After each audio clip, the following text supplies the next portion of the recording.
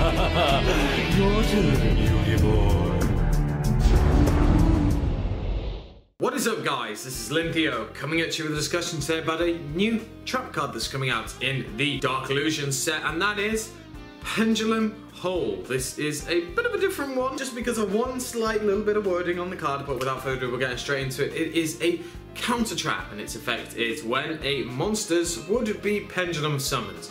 Negate that summon, and if you do, shuffle the monsters back into the deck. So a very simple effect. Simply says that if monsters are pendulum summoned, you can negate the summon and shuffle them back into the deck.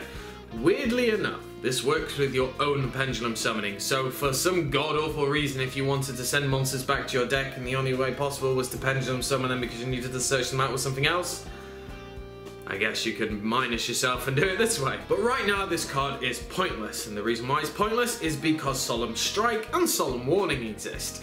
Now, it's pretty obvious that this card is eventually going to be a replacement for the Solemn cards if Konami decide to get rid of Solemn Strike, which they're probably going to do, maybe to one, because that's the way Solemn cards go. This card could be considered a replacement. Now, it's obviously searchable with Ariadne and the usual stuff like that. It's a pretty flexible card in the sense that it's just whenever they pendulum summon, you can send them all back.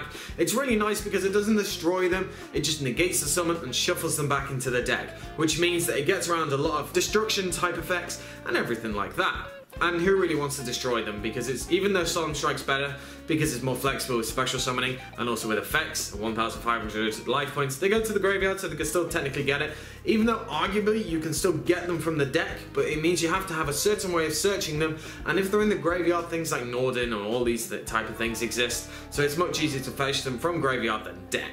I think if this card is easy to get a hold of, I would probably just get a playset when it comes out, because I think it would be useful eventually down the line. We all know what the secondary market's like. If a card has come out and it's terrible and then all of a sudden it gets good, there is a price hike, and you don't want to be caught in that now, do you? So this is probably one of the cards that probably would be a super or something like that. I can't really see it being too high. I think it would be a good card just to pick up and just to have, because it should be relatively cheap and it will just be good to future-proof yourself, let's say. It's good that you can just negate any form of pendulum summon with any amount of monsters, because it doesn't say when a monster would be pendulum summoned, it says monsters. So if it was monster, it'd be garbage, because who really summons only one monster? It's very, very rare, and you have to be in a really horrible situation to do that. But I want to know what you guys think of Pendulum Hold. Do you think it's a good card? Do you think it's going to be useful in the future? Or just think it's just a card that's filling out the set and it won't be used? So I want to know what you guys think. Let me know down in the comment section below. Make sure to give me a like, comment, subscribe, and I should catch you guys later.